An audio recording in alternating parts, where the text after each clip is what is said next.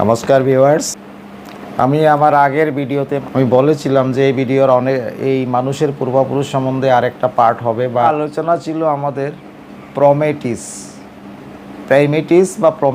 প্রাইমেটিসের কি ছিল? ন্যাজবিহীন বানর, ওরাংওটাং। মানুষের পূর্বপুরুষ ছিল ওরাংওটাং, চিম্পাঞ্জি, গরিলা ইত্যাদি। আর এই সমস্তকে একসাথে অ্যাপম্যান বলা হতো। অ্যাপম্যান প্রথমে গাছে বাস করত, আর গাছ থেকে যখন নিচে নেমে আসলো তাদের দেহের পরিবর্তন হলো। এশিয়াতে প্রথম হিমালয়ের পাদদেশে শিবালিকের পাহাড়ের পাদদেশে কিছু এদের কঙ্কাল পাওয়া গেল। এদেরকে মানুষ বলা চলে না, প্রায় মানুষের আগের যে পূর্বপুরুষ সেটাই তো শিবা। এতটুকুই আলোচনা ছিল আগে। আজকে আমি বলবো আফ্রিকায় মানুষ। আফ্রিকার 1842 খ্রিস্টাব্দে আফ্রিকাতে একটি চুনা পাথরের খনিতে একটি মানুষের কঙ্কাল খুঁজে পাওয়া গেল। তো বৈজ্ঞানিকরা দেখলেন সেই যে মানুষের কঙ্কাল, জীববিজ্ঞানীরা বা বৈজ্ঞানিকরা যারা এটা নিয়ে আলোচনা করেন তারা একদিকে নাম দিলেন অ্যাস্ট্রোলোপিথেকাস। মানে কি? যেহেতু আফ্রিকার দক্ষিণ অঞ্চলে পাওয়া গিয়েছিল, তাই অ্যাস্ট্রোলোপিথেকাসের শব্দার্থ দাঁড়ালো দক্ষিণের বন মানুষ বা দক্ষিণের মানুষ। এই অ্যাস্ট্রোলোপিথেকাসের বৈশিষ্ট্য কী ছিল? অনেক অনুসন্ধান হয়েছে, আর অ্যাস্ট্রোলোপিথেকাসের অনুসন্ধানের পর জানা গেছে এরা আজ থেকে প্রায় 40 লক্ষ বছর আগে পৃথিবীতে ছিল। এরা সোজা হয়ে হাঁটতে পারত, দাঁড়াতে পারত এবং পশু শিকারের জন্য পাথরের অস্ত্রশস্ত্র ব্যবহার করত। অ্যাস্ট্রোলোপিথেকাস গোষ্ঠীর মানুষরা মাটিতে বাস করত এবং সম্ভবত তারা নিরামিষভোজী ছিল। এটা হলো অ্যাস্ট্রোলোপিথেকাসের একটি মূল বৈশিষ্ট্য। তো অ্যাস্ট্রোলোপিথেকাসে আফ্রিকার মধ্য পূর্ব আফ্রিকাতে, এটা হলো তো অ্যাস্ট্রোলোপিথেকাসের কঙ্কালগুলো পাওয়া গেছিল দক্ষিণের দিকে।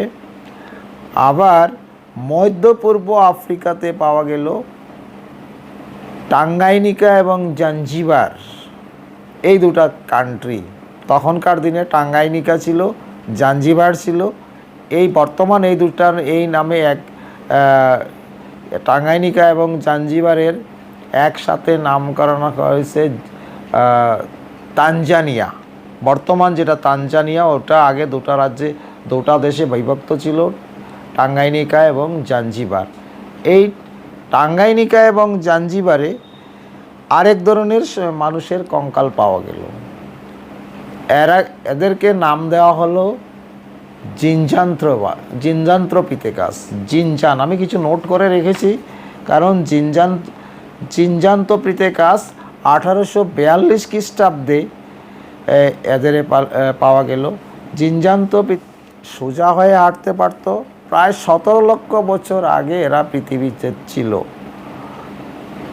আবার আরেকটা বৈশিষ্ট্য হলো কি, এই প্রাইমেটিস যে বলেছিলাম, প্রাইমেটিসের যতগুলো উপজাতি ছিল, যতগুলো ভাগ ছিল, তাদের মধ্যে অ্যাস্ট্রোলোপিথেকাস এবং জিনজান্থ্রোপিথেকাস দুটোই সোজা হয়ে দাঁড়াতে পারত।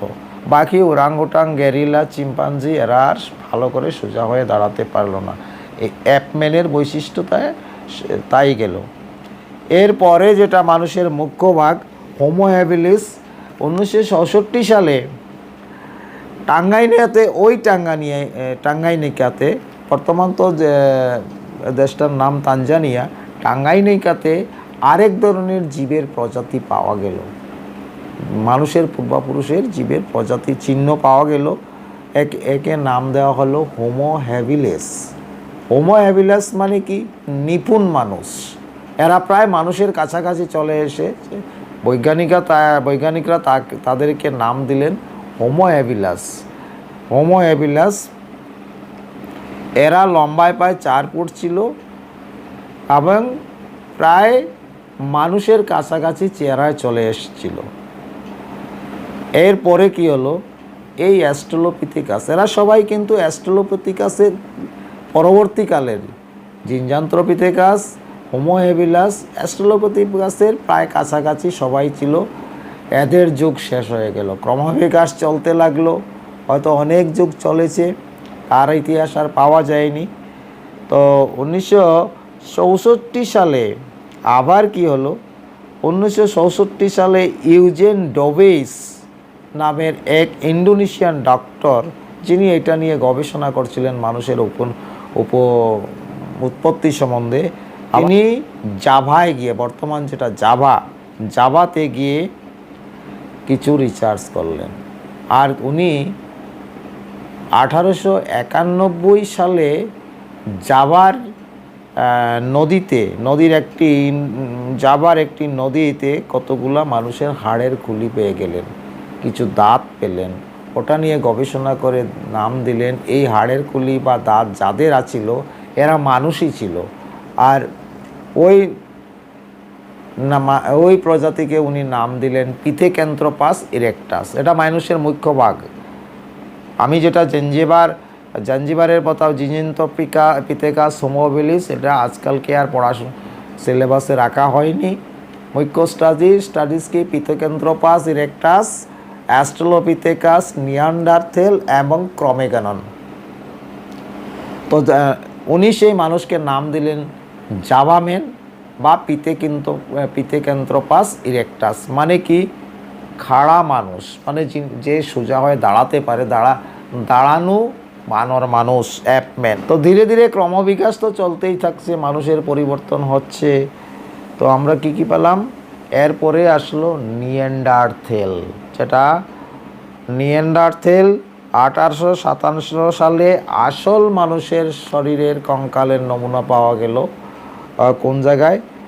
নিয়ান্ডারথেল, জার্মানি।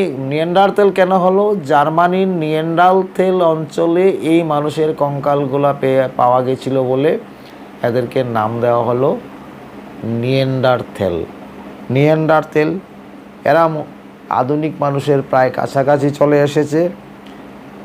স্নেহ, মমতা, মানুষের প্রতি ভালোবাসা, মৃতকের সমাধি, মানবিক ব্যবহার নিয়ান্ডার মধ্যে দেখা গেল। নিয়ান্ডারথেলের পরবর্তী মানুষ আসল মানুষ দেখা গিয়েছিল। নিয়ান্ডারথেলের সমসাময়িক, তাদের পূর্বে নিয়ান্ডারথেল কোনখানে ছিল? জার্মানিতে। তাদের পূর্ব দিকে আরেক ধরনের লোকের সন্ধান পাওয়া গেল। বিজ্ঞানীরা তাদের দেন ক্রোমেনীয়। ইংলিশে অনেকেই ভুল করে উচ্চারণ করেন ক্রমেগনন ইংলিশ বানানে লেখা হলেও যেহেতু জায়গাটার ফ্রান্সে, আবার সেই ফ্রান্সের ক্রমেনীয় শহরে এই কঙ্কাল পাওয়া গেছিল বলে ফ্রান্স উচ্চারণ রীতি অনুসারে ক্রমেনীয় ম্যান, কিন্তু ইংলিশ বানানে অনেকেই ক্রমেগননই বলেন। যাই হোক, সেটা সাপেক্ষে সেটা বিতর্ক আছে, ক্রমেগনন না ক্রমেনীয়। লিখতে আমরা কিন্তু ক্রমেগননই লিখব। এরা এক সময়ে পশ্চিমী নিয়ান্ডারথেল মানুষের উপর চড়াও হলেন। নিয়ান্ডারথেলরা, আমি বলেছি যে নিয়ান্ডারথেলরা আগে ছিল পশ্চিম দিকে ছিল। আবার এদের শারীরিক গঠন ক্রমেগনন থেকে অল্প দুর্বল ছিল। মগজের গঠন অল্প, মগজের যেটা ক্রোনিয়াম সেটাও ছোট ছিল। ক্রমেগননরা শারীরিকভাবে বলশালী ছিল, অত্যাধিক বলশালী ছিল শারীরিক গঠন। তাই নিয়ান্ডারথেলরা এদের সাথে পারল না লড়াইয়ে। ধীরে ধীরে নিয়ান্ডারথেলের যে মানব সভ্যতাটা সেটা নষ্ট হয়ে গেল ক্রমেগননের হাতে। ক্রমেগননের তারা ছবি আঁকতে পারতো, এরা প্রায় কিছু সভ্য হয়ে গেছে। তারা ছবি আঁকতে পারতো, চাষবাস করতে পারতো। প্রকাণ্ড লোম আলা গন্ডার আর বাইসন, ম্যামথ, হাতি আদি এদের শিকার ছিল। আবার এরা সেরকম পাথরের অস্ত্রশস্ত্র, মানুষের হাড়, পাথরের বলবো না, প্রস্তর যুগ আসেনি, আমি একটা ভুল বলেছি, প্রস্তর যুগ আসেনি। তখন জীবজন্তুর হাড় দিয়ে এরা অস্ত্রশস্ত্র নির্মাণ করে শিকার করা শিখে গেল মানুষের কাছাকাছি। এরা ধাতুর ব্যবহার জানতো না, কোনো ধাতু মানে মেটালের ব্যবহার জানতো না। মানুষের হাড়ের বা কাঠের অস্ত্র দিয়ে এরা জীবজন্তু শিকার করত। এইটা ছিল নিয়েন্ডারথ্যালের। বিজ্ঞানীরা এদেরকে নাম দিলেন হোমোসেপিয়েন্স। হোমোসেপিয়েন্স মানে আমাদেরও মানুষের বৈজ্ঞানিক নাম, যারা সায়েন্সে পড়েন জানেন, মানুষের বৈজ্ঞানিক নাম হোমোসেপিয়েন্স। হোমোসেপিয়েন্স মানে কি? বুদ্ধিমান মানুষ। ইতিমধ্যে যেগুলো আলোচনা করা হয়েছে সবগুলাই কিন্তু বুদ্ধি থেকে কম ছিল, আধুনিকভাবে আসলো ক্রমে গণন বুদ্ধিমান মানুষ। আমি হয়তো ভিডিওটা বড় হয়ে যাচ্ছে, আমি এইখানেই সমাপ্ত করতে চাচ্ছি। এদের মগজের ক্রমে গণনে আর দুই একটা কথা বলে, ক্রমে গণনের মগজের খোলটা অনেক বড় ছিল, শরীর বলশালী ছিল। এরা হাতি, বনু, মোষ, বলগা, হরিণ টরিণ সব শিকার করত। এরা কিন্তু আবার আগুনের ব্যবহারও জানতো না। তো হয়তো বেশি অনেক সময় হয়ে গেল, আমার ভিডিওটা লম্বা হয়ে যাবে। আপনারা আমার ভিডিওটা যদি ভালো লাগে লাইক করবেন, শেয়ার করবেন, সাবস্ক্রাইব করবেন।